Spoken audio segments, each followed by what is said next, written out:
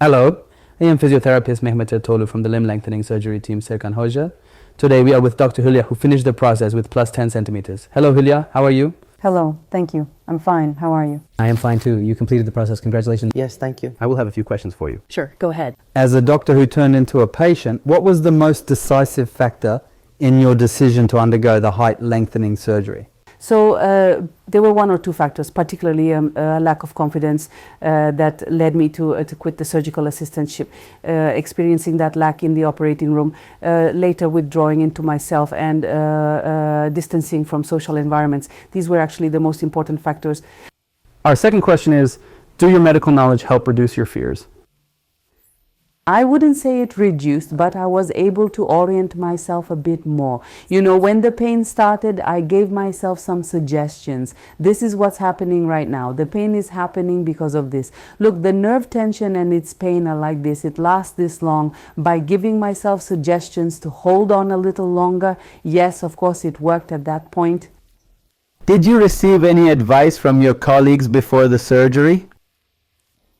So, is it in the field of orthopedics or in a general sense? In the general area, among your own doctor friends? Most people look at it very cautiously. I had brought up the topic with a few people. I had friends who viewed it very cautiously. I mean, it's risky, you know, the outcomes are uncertain. Maybe they had some reservations against traditional surgical procedures. Since the majority tried to influence negatively, they did not recommend it. They were not recommending it. Because they did not know enough or did not research at that time. Of course, maybe not enough information. They were reliable. Also, it's not a very old field, one of the relatively recent procedures. It could be related to that. Yes, it was indeed negative. So you proceeded according to your own decisions then? Yes.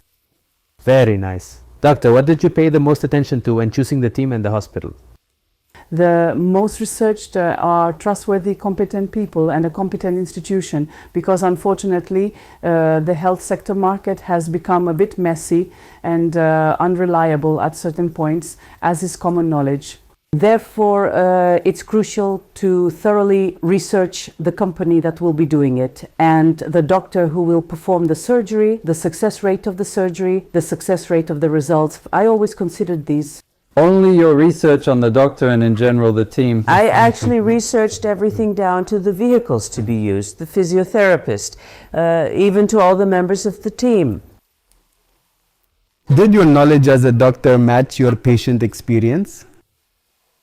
So previously you said, I will do it like this, I will proceed in this way.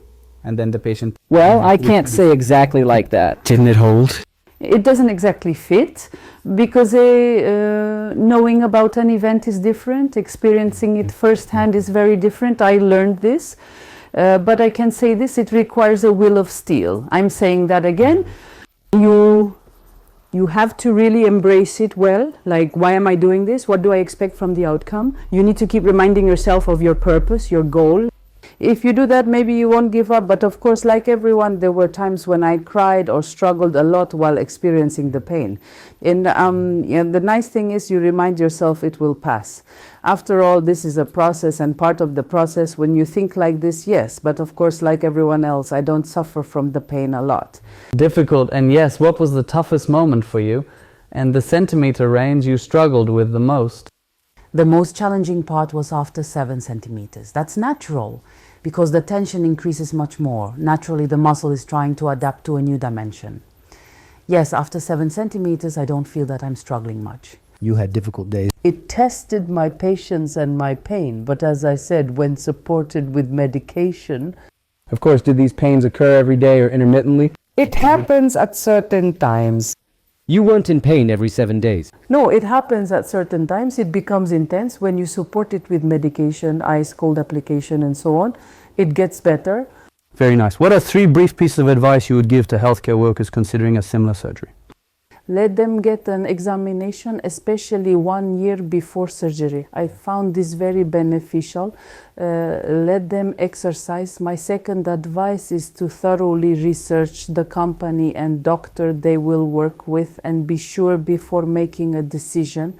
Thirdly, be sure of their patience because this requires patience.